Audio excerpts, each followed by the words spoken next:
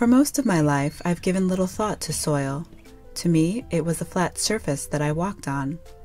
I've been thinking a lot more about it these days, and what I learned has surprised me.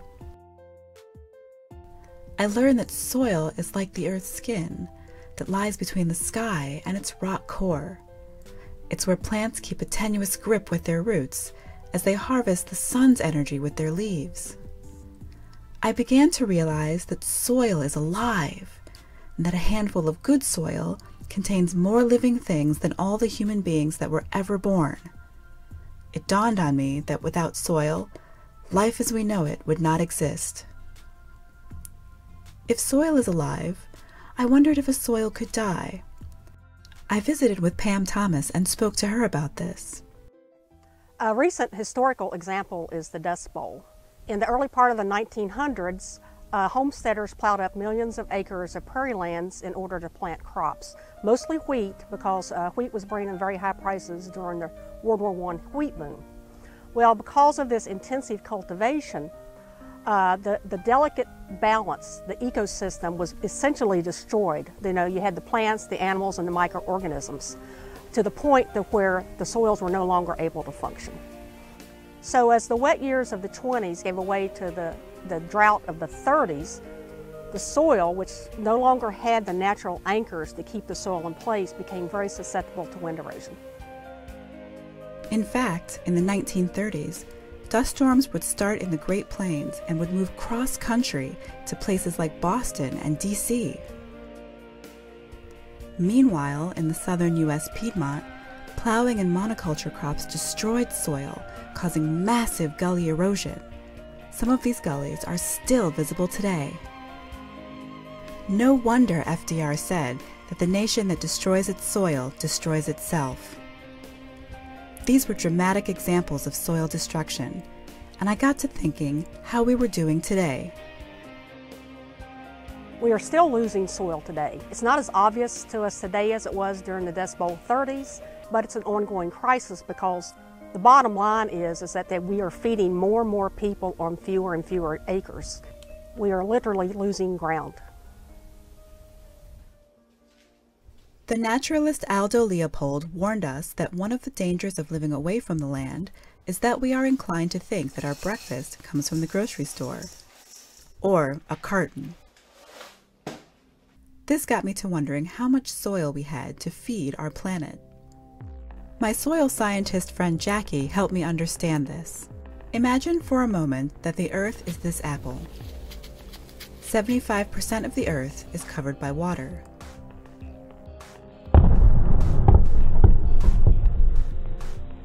Now half of the dry land on our planet is too hot, too cold, or too dry to produce food for humans. Of this amount, about half is too rocky, steep, or too shallow to produce food.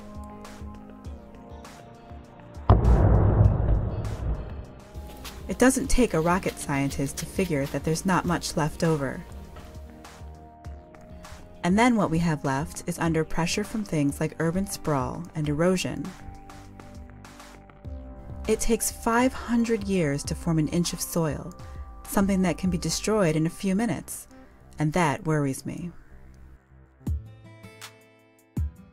Leonardo da Vinci said that we know more about the movement of celestial bodies than about the soil underfoot. I'm guilty as charged, but I'm not going to leave it that way. Join me in the rest of this series to find out what soil really is and what it means to us. Perhaps if we learned more about soil, we'd be better equipped to take care of the planet.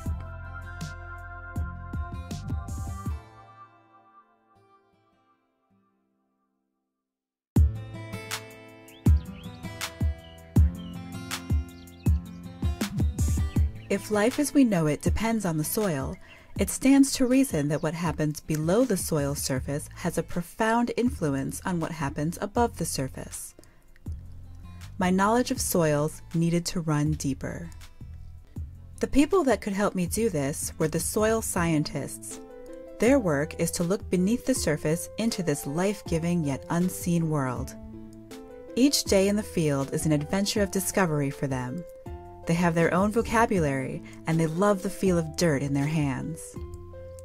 This was the Soil's dream team, and they would be my teachers for the next few weeks. Dennis is a veteran who has mapped over 1 million acres of soils in his lifetime. Lance and Emery are also seasoned soil explorers who have discovered a new soil series that bears their respective names. This was going to be fun. The first thing they showed me was how the soil was formed. This happens when weather and living plants and animals break down loose rock called parent material. Parent material is typically weathered bedrock that over time becomes the main mineral component of the soil. It looks like rock when you dig it out, but as you can see, it's very friable, massive structure, breaks easily. Dennis took me to a road cut to show me that over time, soil is formed in layers called horizons. These horizons tell us about their history, and they can also give us clues about their future. This is the A horizon, or the surface layer. Look at all those roots in there. That's wonderful. The dark color is caused by the organic matter in there. And here we have what's called an E horizon, capital E. Fairly light in color, more sandy in texture. And down below it is our B horizon that contains much more clay. And you can see is much more red down here too. Each soil horizon has unique properties like depth, color, or clay content.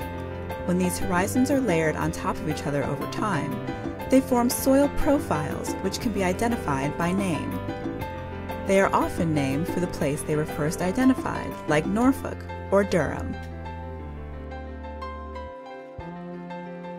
When it comes to looking below the soil's surface, nothing is as effective as a good old-fashioned soil auger. You'll never find these guys in the field without one. I guarantee it. Now I began to see how soil profiles can tell their story, layer by layer. This is a soil profile put into a long tray so we can look at it a little easier than just pulling it out with the auger. In this hand here, you'll see this is the A horizon.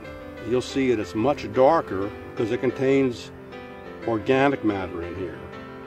This is the A horizon, or the surface layer. This is 8 or 10 inches below the surface. And see how red this is? All soils contain iron. And we know if we put a piece of iron outside for 2 weeks, it turns rusty. This is rusty soil. Rusty soil, how about that? So each color has a different meaning. Bright reds and yellows mean that a soil is well drained. There's more oxygen in the soil to oxidize or rust the iron in the soils. Gray colors, on the other hand, mean the soil is waterlogged for most of the year because there is less oxygen to get at the iron. A dark brown color means more organic matter, which is mostly in the A horizon or topsoil. We can use the Munsell color book to classify the exact color of the soil. We take the soil ped and put it behind the book and find the color shift that it most resembles. I want to say it's that color there. 2.5 YR 48. 2.5 YR 48, by the way, is a more precise way of saying red. Dennis also pointed out to me that soil depth is another way to identify soils. This is the Cecil series because the clay content extends below a 30-inch depth. If this clay content decreased above a 30-inch depth, they're called the Packlet series. They're kissing cousins. Whoa! Kissing cousins? It turns out that if two soils have similar color and clay content, but different depths, they'd be named differently. At this point, I knew enough to see how you could identify specific soil series. I was now ready for Lance and Emery to show me their newly discovered soil. It's named the Bruback series. Right there about 22 inches, we're starting just to barely nip on the CR material. You can hear the grind and feel it in the auger. Right here we have the A horizon. It's about 6 inches thick, and it's a fine sandy loam. Then we get into the B horizon, which is a heavy clay. And here about 12 or 15 inches we have the gray colors coming in. And for a brewback soil, we have to have the gray colors within the top 10 inches of the B horizon. As we move on down in the profile, about 20 inches, we get this sandy clay loam, which is the BC horizon, which is a transition between the B horizon and the parent material.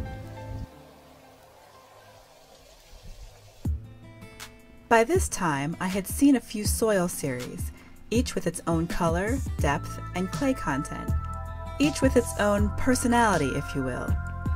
It turns out that soil scientists have identified and mapped over 19,000 different soil series in the country.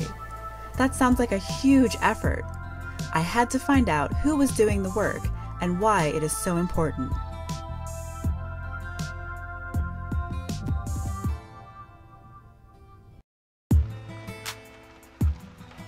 I found out that the massive effort of identifying and mapping soils is known as the Soil Survey. The body of information resulting from this ongoing effort, also known as the Soil Survey, is available in hard copy and online at the Web Soil Survey. It's an inventory of soil maps, soil properties, suitabilities, and limitations. I was reminded that what happens beneath the surface of the soil ultimately affects everything above its surface. Everything. That's what makes the Soil Survey so important to any land management decision, from farming to disaster recovery planning. I drove out to Lee County to find out who the people were behind all this work and how soils were mapped. Charlie is a soil scientist who is responsible for the upkeep of about 11 million acres of soil survey. Most of this, well, all of South Carolina has been mapped. So what we're doing is updating all the older soil surveys. He offered to take us through the process of making a soils map in the field, and I asked him to sketch out the day for us. One of the things we do when we go through the process of making the soil map is to stand and just look at the area and take in the whole landscape itself. And you can see out in this part of the world that some areas of it are concave, some of it are more convex. So essentially what we do is to stand out here and note where these areas are, dig the holes, identify the soils, and label them on the map using alphanumeric symbols. The finished product looks like this. This is the same area that we're standing in, and we can see that these soil lines delineate the different tones on the map. The first hole we dug was on a slight rise. We then moved over to a slightly lower area only 300 feet away and dug another hole. Charlie showed me the difference between the two soils that were so close to one another and how landform influenced them. This soil in the front is the Rain series. The soil in the back is the Norfolk series that we looked at earlier. One of the first things we notice is that the surface of the Rains is darker, and that is reflected by the tones on the map. The other obvious thing is that the subsoil is much grayer. Where the Norfolk series is dominantly brown, the Rains is dominantly gray. The grayer colors immediately below the surface means that this soil formed and still at times will have a water table at or near the soil surface. And although these soils are only 300 feet apart, the water table is a limiting factor on land management here in the coastal plain.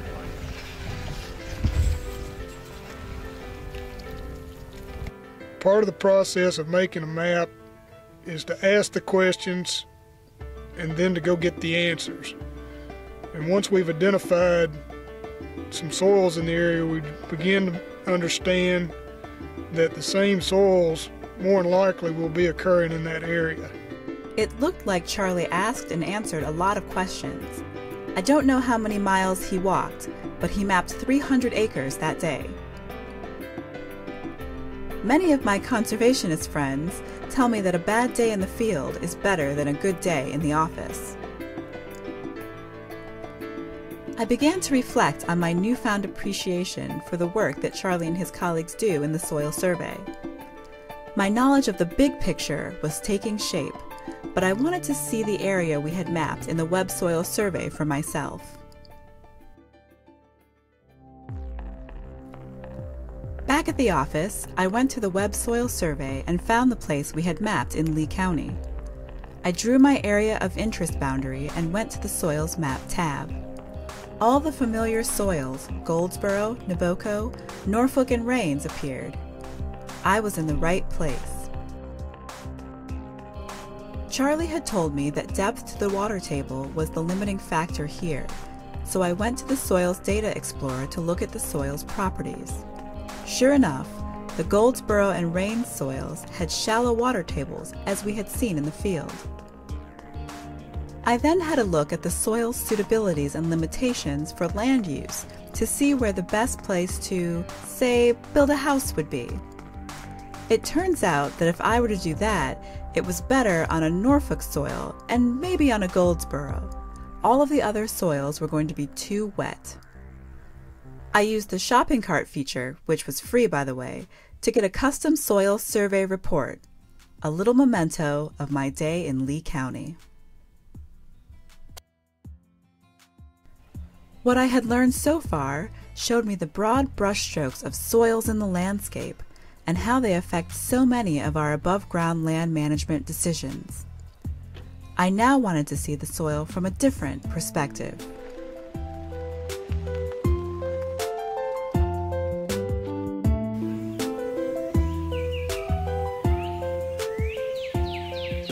To get really up close and personal with soils, I visited with my good friend Richard in his garden. We moved into our house about 1984, and we always had the hopes of having a garden. We've tried a whole different groups of things. We've always had tomatoes and squash, different kinds of squash, zucchini, yellow squash, and melons, cucumbers. That's been the basis. Now we've gone from about 1/2 inch of topsoil to about 8.5, 9 inches. So it'll be good for the next people who move in. They'll be able to use the soil well. And now we're trying to do a no-till garden, so that's a new step in our direction. To take a close look at Richard's soil, we took a sample and put it under a microscope. The first thing we noticed was that the soil was made up of both mineral and organic particles. The next thing we noticed was how much mineral particle size varied. It turns out that mineral particles can be classified by size, sands being the largest and clays the smallest. Sand is gritty to the touch, while clay has a sticky feel to it. Pure silt, not very common in the southeast, feels like talcum powder between the fingers. The mix of these sand, silt, and clay particles in a soil is known as soil texture. Clayey soils are fertile, but they don't always drain well. Sandy soils, on the other hand, drain very well, but are generally not fertile. The soil in Richard's garden contains about 40% sand, 40% silt, and only 20% clay. This would make it a loam, the soil texture that combines both good drainage and fertility. If you hold Richard's soil in your hand, you can see that it clumps together nicely into soil aggregates. Soil scientists call this aggregation property soil structure. Keep in mind that structure is a different soil property to texture. Soil aggregates, or soil PEDs, can be classified by size, shape, and strength. Good soil structure is important in soils because water, air, nutrients, and roots will find it easier to move between soil aggregates than through them. One of the surprising discoveries I recently made was that in an undisturbed soil, about half of the soil's volume is made up of spaces. These spaces are vital to the health of the soil because they contain air or water. It's in these spaces where soil chemistry and biology are at work. Soil scientists tell me that these are called pore spaces. If they are between sand, silt, and clay particles, we call them micropores. The much larger spaces we found between soil aggregates are called macropores. Macropores are especially important because they become the superhighways for air, water, and nutrients to reach plant roots. Richard put his rototiller away a few years ago. Less disturbance by rototilling has benefited his soil by preserving those pore spaces. More spaces for air, water, and roots in the soil means more vegetables on the table for Richard and his family. I had always thought of pH as a property of water and not soil. Lemon juice has a pH of about 3, that's acidic, and baking soda has a pH of about 9, that's basic. Pure water, which is neutral, has a pH of 7. Now that I realize that more than a quarter of the volume of soil is water, this makes sense. The water chemistry in those pore spaces is critical to how plants absorb nutrients from the soil. Richard usually gets his soil tested at the local extension, but pH test kits like this are available online or at local stores. So between 6 and 7? His soil is slightly acidic, but it's in the range where most of his plants thrive. If the pH is too low, his plants will not be able to take up nutrients like nitrogen and potassium. If the pH gets too high, his plants would have problems absorbing iron, manganese, and zinc. So keeping that pH in the 6 to 7 range is really critical. As we finished up our visit, Richard shared some of his land philosophy with me. I believe in stewardship. If you're given something, can you make it, improve it, and can it be better for the next person? So we've done everything we can to help it to be someplace that people will enjoy later. That got me to thinking. Richard's soil is a sisal. That won't change. But it was clear that there were some properties in the top 6 to 9 inches of sisal soil that he had improved through good management. It means that a sisal soil could be healthy or unhealthy depending on how it's managed. A healthy or unhealthy soil? This was a fascinating concept that I had to explore further.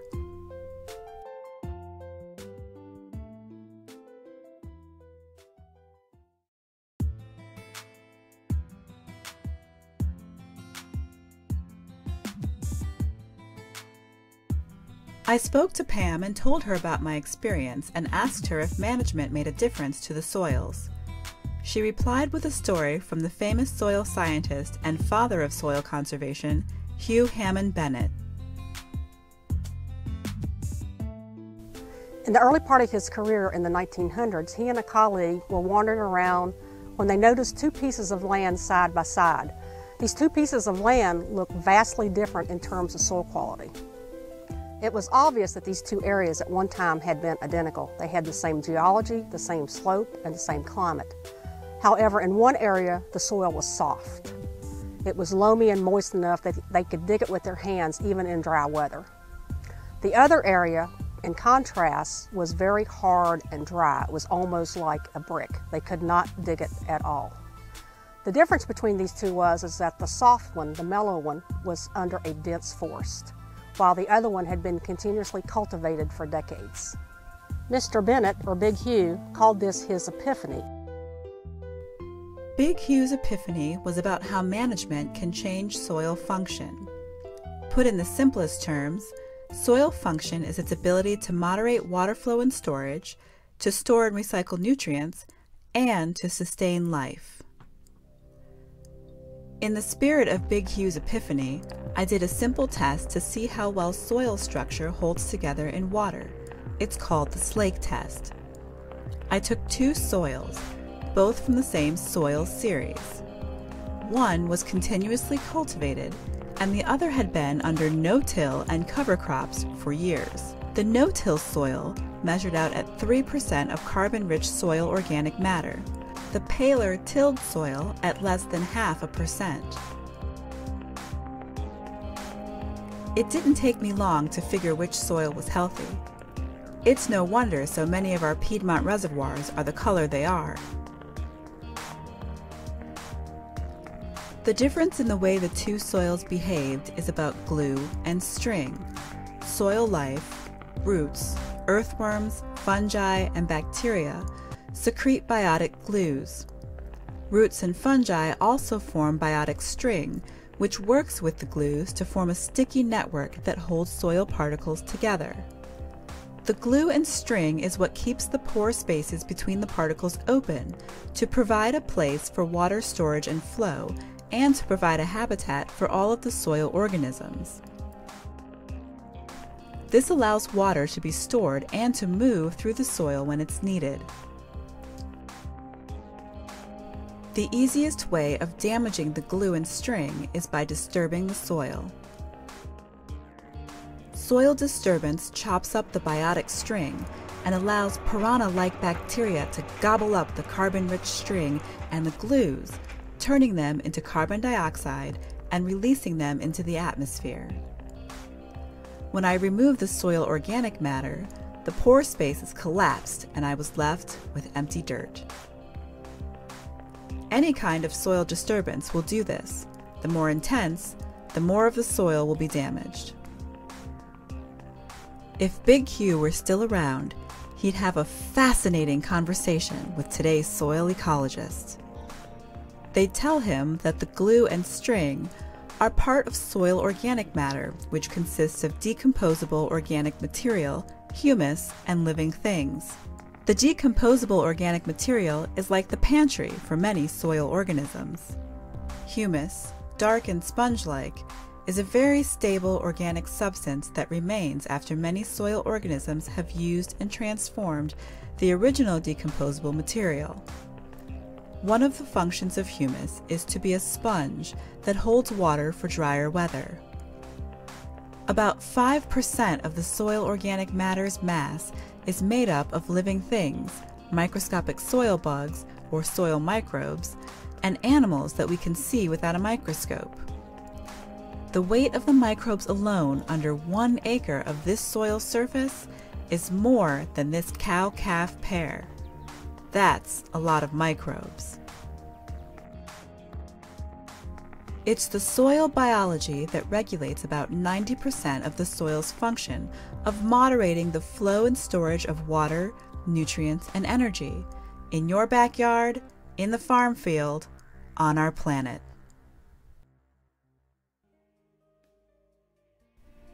I still worry about urban sprawl and erosion, and the amount of fuel and fertilizers we use to make food. But there's good news. Soils are resilient and forgiving.